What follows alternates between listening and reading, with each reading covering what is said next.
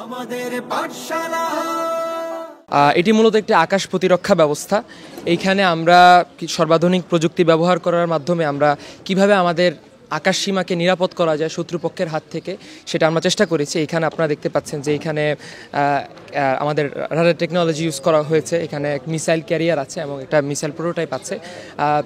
আমাদের মূলত বাংলাদেশে যে ধরনের এয়ার ডিফেন্স সিস্টেম আমরা এখন দেখতে পাচ্ছি, তুলনামূলকভাবে অন্যান্য দেশের তুলনায় এটি খুবই কম্পারেটিভলি এটি অনেক দুর্বল বলা যায়। এবং আমরা বিভিন্ন পরিসংখ্যান থেকে দেখতে পেরেছি যে বাংলাদেশের আকাশ সীমাতে অনেক সময় দেখা যাচ্ছে যে আমাদের রেডার টেকনোলজিটা অত্যন্ত দুর্বল এবং অত্যন্ত পুরনো হওয়ার কারণে অনেক এয়ারক্রাফট এখনও যেগুলো রেজিস্টার্ড না এবং অনেক থ্রেড যেগুলো আমাদের আকাশসীমা দিয়ে চলাচল করে তাদেরকে ডিটেক্ট করা যাচ্ছে না। তো সেই সমস্যাগুলো মূলত কিভাবে আমরা সলভ করতে পারি, সেই জন্যই আমাদের এই বিন কাসেম এয়ার ডিফেন্স সিস্টেম। এবং এখানে এটার খুবই গুরুত্বপূর্ণ কিছু ফিচার আছে। আমার টিম পার্টনার সালমান সাইদ এটা ব্যাখ্যা করবে। আসসালামু আলাইকুম, আমার নাম সালমান সাইদ, আমিও আলিম দ্বিতীয় বর্ষে পড়াশোনা করছি।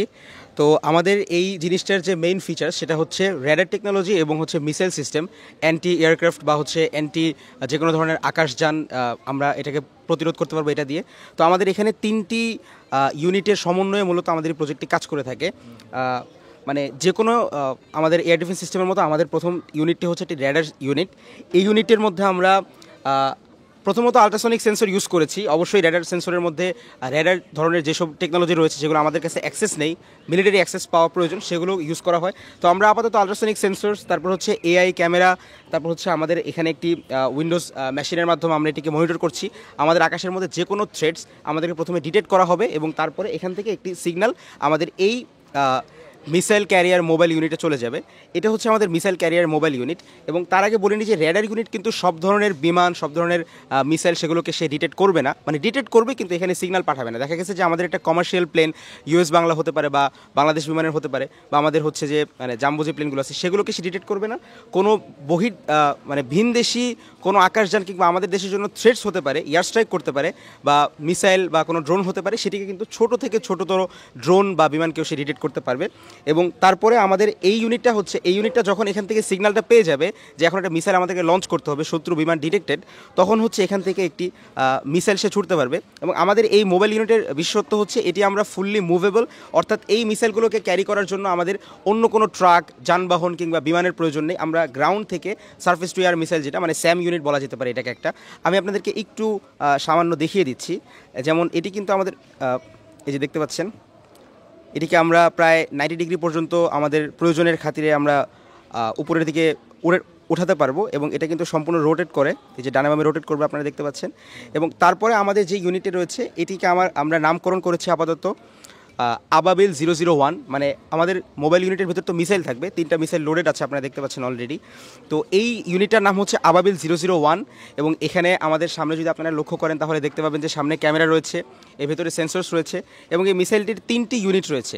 একটি হচ্ছে আমাদের ওয়ারহেড ইউনিট, অর্থাৎ প্রথম যেটা আমাদের মিসাইলটা যাওয়ার পর যেখানে আঘাত করার পর যে ওয়ারহেড ইউনিট যেটা ব্লাস্ট হবে আর কি, এক্সপ্লোসিভ বা বিস্ফোরক, সেখানে আমাদের মাল্টিপল ওয়ারহেড আমরা এখানে চাইলে ইমপ্লিমেন্ট করতে পারবো। এটা আমাদের একটা ফিচার যে থার্মোবোরিক বা ফ্র্যাগমেন্টেশন সৃষ্টিকারী যে এক্সপ্লোসিভগুলো রয়েছে সেগুলো আমরা চাইলে এখানে বসাতে পারবো। তারপরে আমাদের হচ্ছে ফ্লাইট কম্পিউটার আমরা বলে থাকি এটাকে, বা রকেট কম্পিউটার বলে থাকি।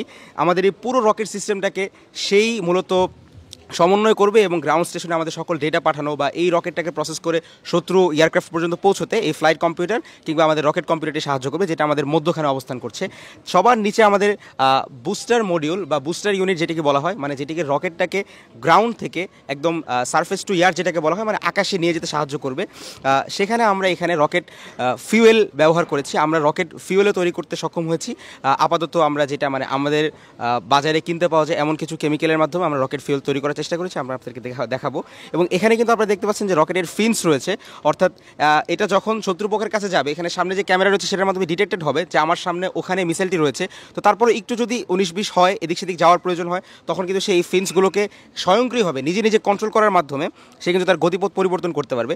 এবং সবচেয়ে আশ্চর্যজনক এবং সবচেয়ে বিস্ময়কর আমাদের কাছে প্রয়োজনীয় মনে হয়েছে যে ফিচারটি, দেখা যাচ্ছে যে একটি আমাদের মিসফায়ার হয়ে যেতে পারে, অর্থাৎ কোনো একটি লক্ষ্যবস্তু আমাদের সেটিকে ধ্বংস করণীয় নয় বা এমন কোনো লক্ষ্যবস্তু যেটা আমাদের ধ্বংস করার প্রয়োজন নেই আপাতত, সেটা ধ্বংস করলে আমাদের বিপদ। তো তখন সেটার দিকে যদি এটা ছুটে যেতে থাকে এবং তখন যদি এটা আর্টিফিশিয়াল ইন্টেলিজেন্স কিংবা আমরা যদি কমান্ড দিয়ে সেটাকে বোঝাতে পারি যে সেটা হচ্ছে ভুল টার্গেট, সেটাকে তুমি ধ্বংস করো না, তখন এটার সেলফ ডিস্ট্রাকশন ক্ষমতার মাধ্যমে আমাদের টার্গেটে পৌঁছানোর আগেই কিংবা একটু দূরে গিয়ে সেফ জোনে গিয়ে এটা কিন্তু সে নিজেই এক্সপ্লোর হয়ে আকাশে নিজেকে ধ্বংস করে ফেলবে, যাতে করে আমাদের নিজেদের ভূমিতে এটা আছড়ে না পড়ে কিংবা আমাদের ভুল টার্গেটে গিয়ে এটা মানে ফায়ার না করে ফেলে।